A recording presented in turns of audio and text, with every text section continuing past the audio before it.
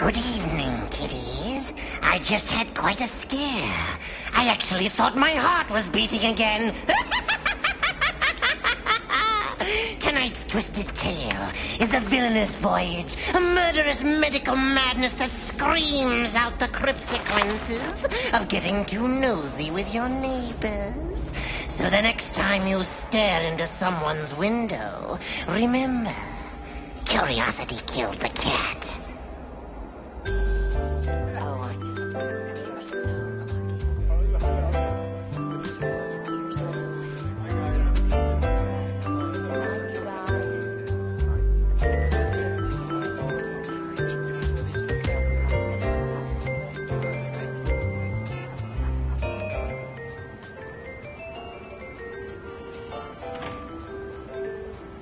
Anyway, there we were.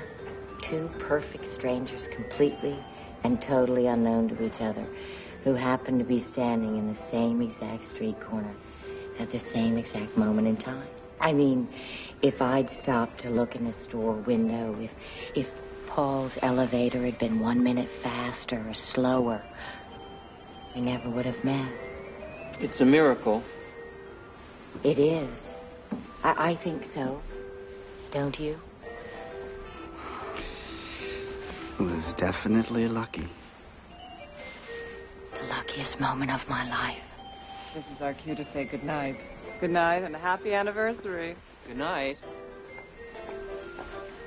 I can't wait to get out of this costume. Good night. Good night. Oh, Good night.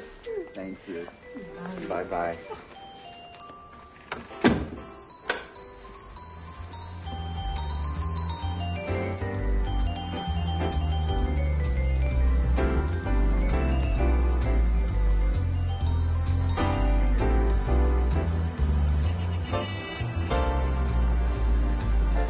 You know what? Yes, I do. I do. Totally. Wildly. Oh, I got you something. I hid it so you wouldn't find it. What do you mean you're not interested in having this conversation? Who are you? I don't care. Don't walk away from me like that. I don't care if you have a headache. Take a fucking aspirin for Christ's sake. This is important to me. You go out, I look great, I get all dolled up, we haven't been out in God knows how long, and you want to go home after 5 fucking minutes because you said don't shush me! I don't think they're chattering. I had fun at that party. I wanted to stay there. I wanted to stay there for a whole evening. Come on! Don't turn that light out on me. You gotta talk to me. I'm not one of your screwy patients. What kind of doctor are you? You're supposed to be able to communicate with people. God.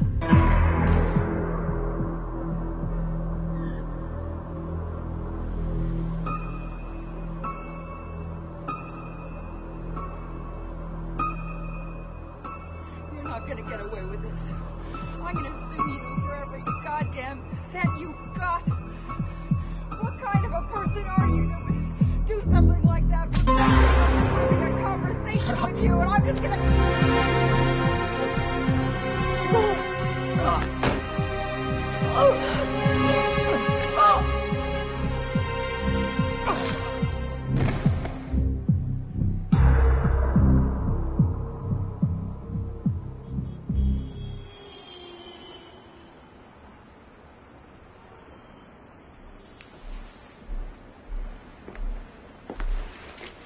Happy anniversary, sweetheart.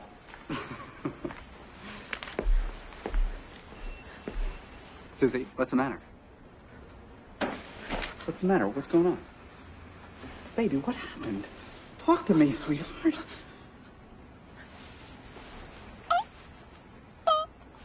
Oh.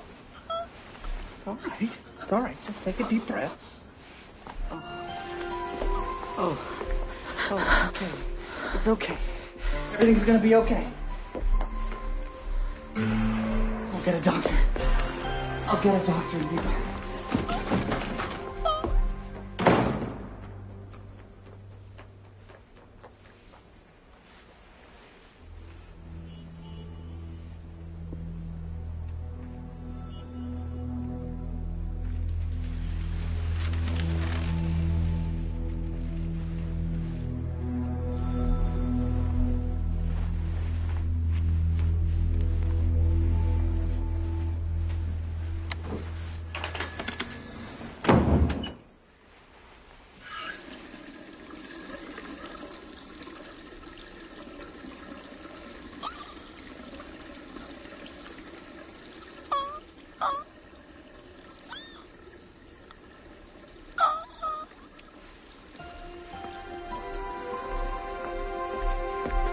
Susie, I brought the doctor.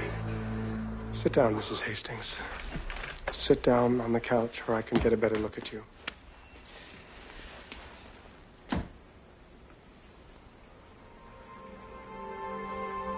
Honey, you know Dr. Trask. He lives across the courtyard from us.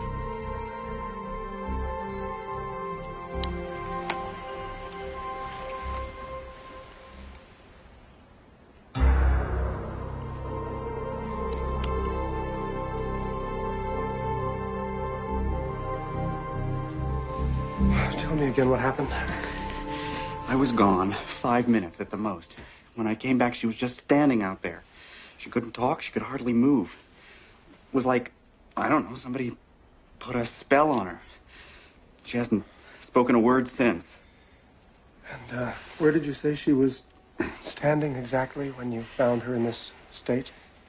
Out there, looking out on the balcony.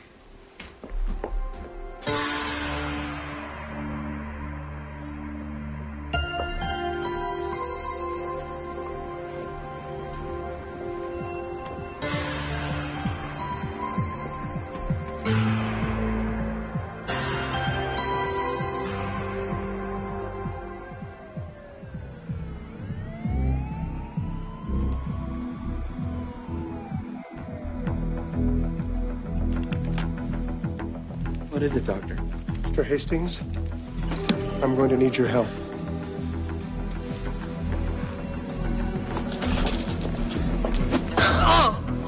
Hold your wife, Mr. Hastings. I need to give her something. Susie, it's me, Paul.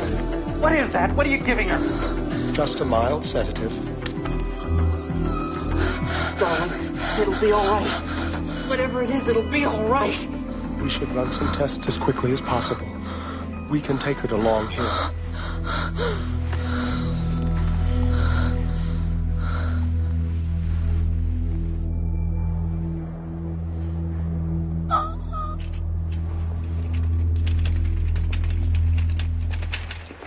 It's all right, Susie.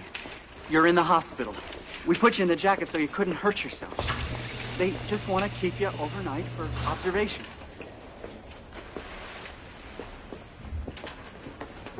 Mr. Hastings, please sign here. She's still having some difficulty speaking. Is it shock or some kind of stroke? Your wife has suffered a harrowing ordeal. She's tired. She's fragile. Give her time. But what happened? What should I do? You should go home and try to get some sleep. I just can't leave her Mr. here. Hastings, I assure you, she's safe here with me. In the morning, I'll run some tests, and then we'll have a clearer idea of what is disturbing her.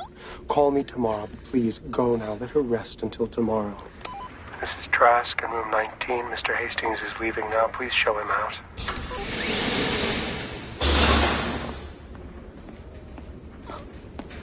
I gotta go now, Susie. Dr. Trask is here to take care of you. And I'll be back in the morning.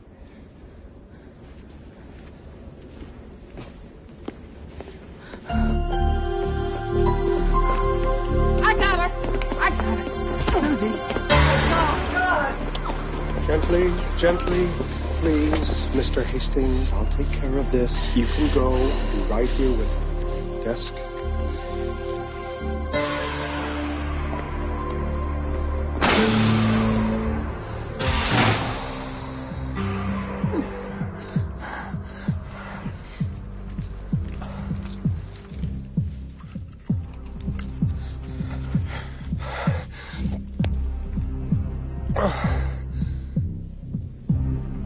A heart condition.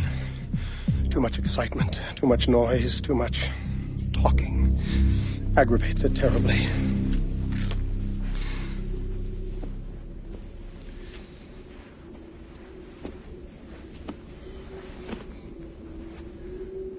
I could attempt to explain myself.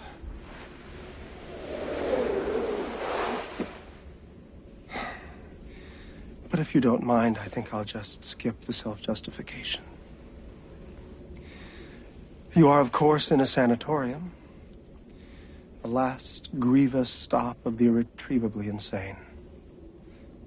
A small, private sanatorium of which I am both director and chairman of the board. And according to my diagnosis, you are also a dangerous psychotic who needs to be saved from herself. Yes, I know, it does seem unfair, but that is what you get when you intrude so rudely into a neighbor's life.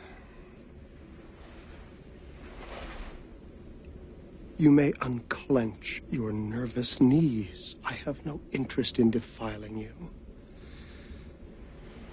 I try to keep that sort of thing to a minimum here at Long Hill. Desk. This is Trask in 19. Mrs. Hastings is ready for her medication now.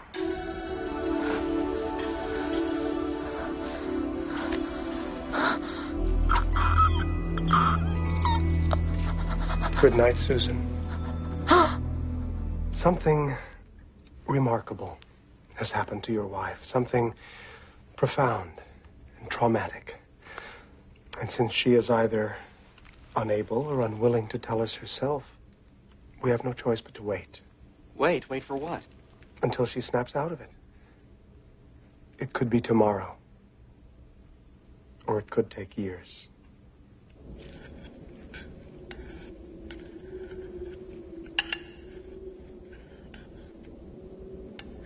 You are a good hungry girl, yes?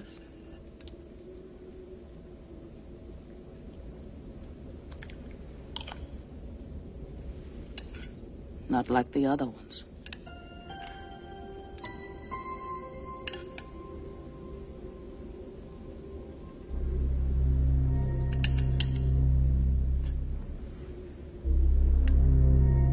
A little more. That's good. Carrots are good for the nerves.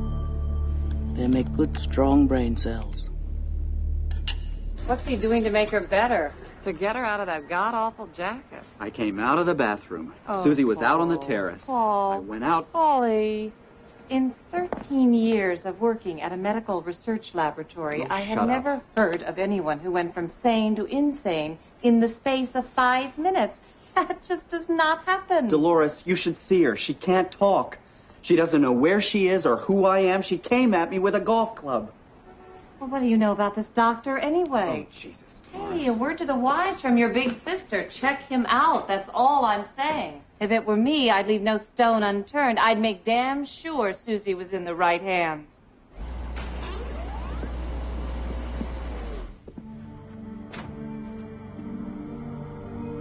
Oh, my God. What's happened to her?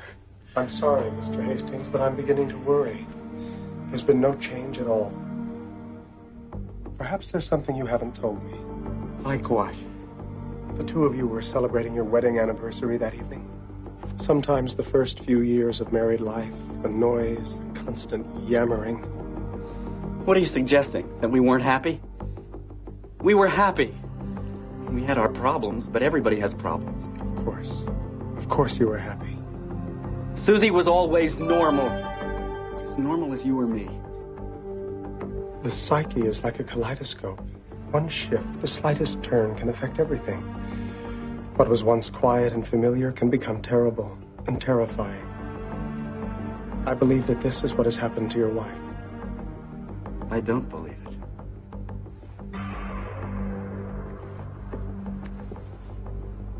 Yes, Doctor.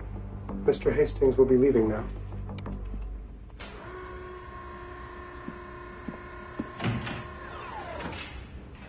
I'll be back.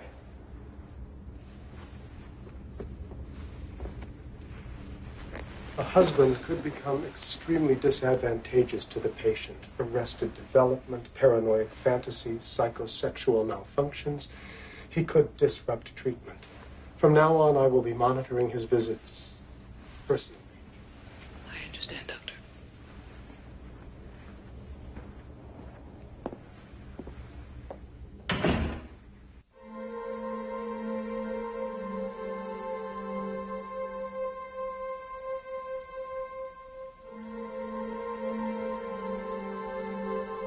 It's all right, Susie. Everything's gonna be all right. I'll find out what happened. And you'll come back. You'll come home to me. Oh, please, please. That will be all. Mr. Hastings, what can I do for you? I want to see Susie. Of course. No! No TV! I want to see Susie in person.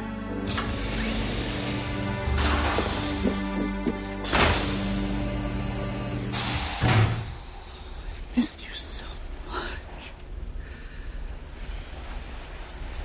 I keep going back to that night, rewinding the tape over and over.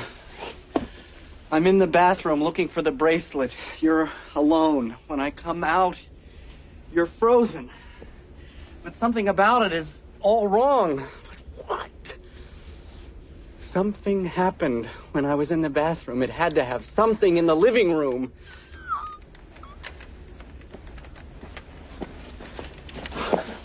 A phone call? Someone called and I didn't hear it.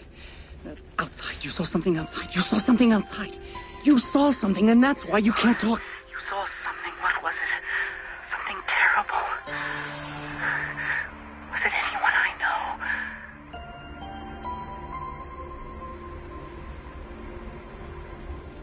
The doctor.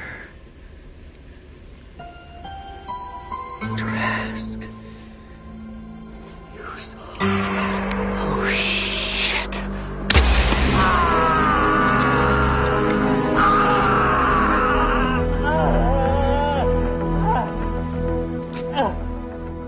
Congratulations, Mr. Hastings. You'd be very good at charades if you weren't about to die.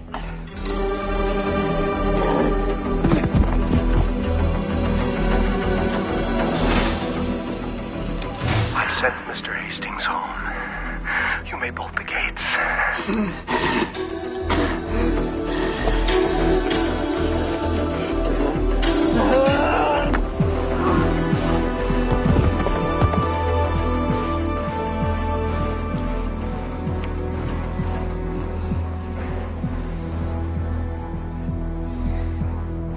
You see, I have to do this in self-defense.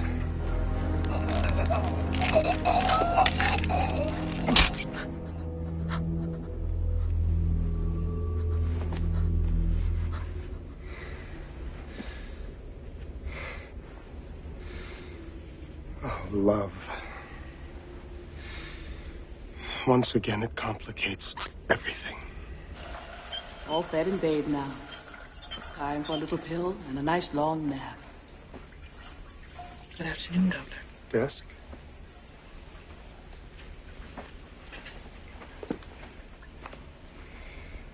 Frankly, I'm too fragile for all this excitement. My heart is too weak for so much violence. Consequently, I've arranged to operate on you. Shall we say, a lobotomy? Of course, you and I both know that you won't survive the surgery. This little situation of ours must be resolved. Absolutely. It's so lovely in here with you, Susan. So quiet.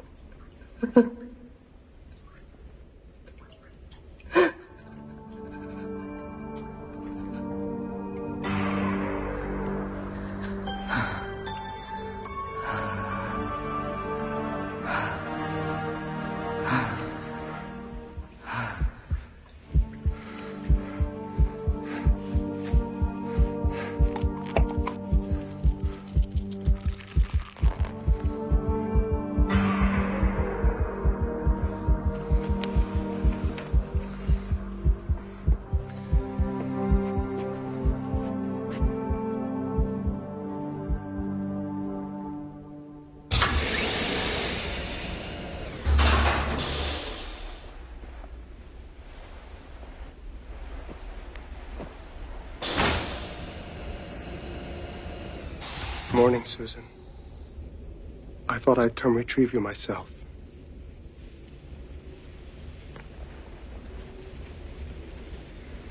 I'm going to release you from your straitjacket now.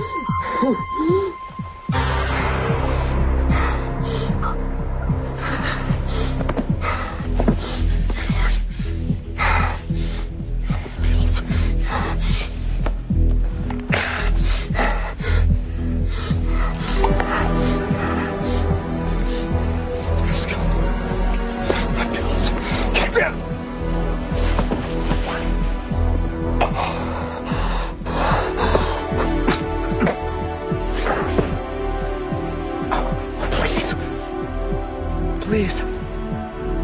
Call desk. My pills. Please.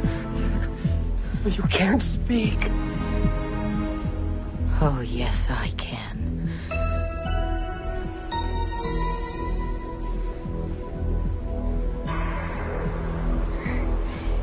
Please. My pills. Call desk. Oh, please. My pills. I'll die without them. I can't breathe. Please. Please, you can't just stand there. Watch me.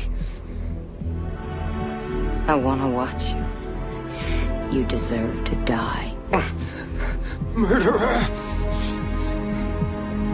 Like you. Like you.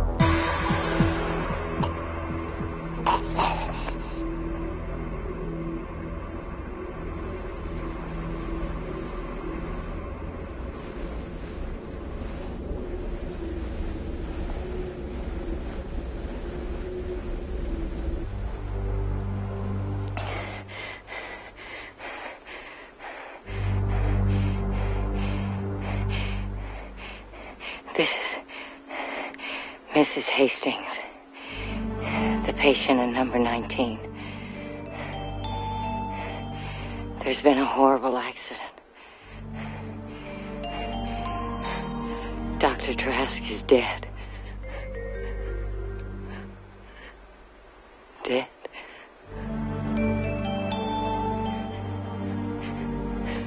Dead.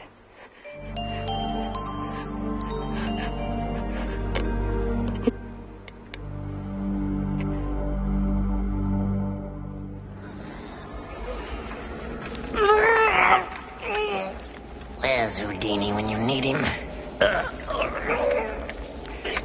Well, that was quite a scream, wasn't it, kids? And what a surprise for poor Dr. Trask.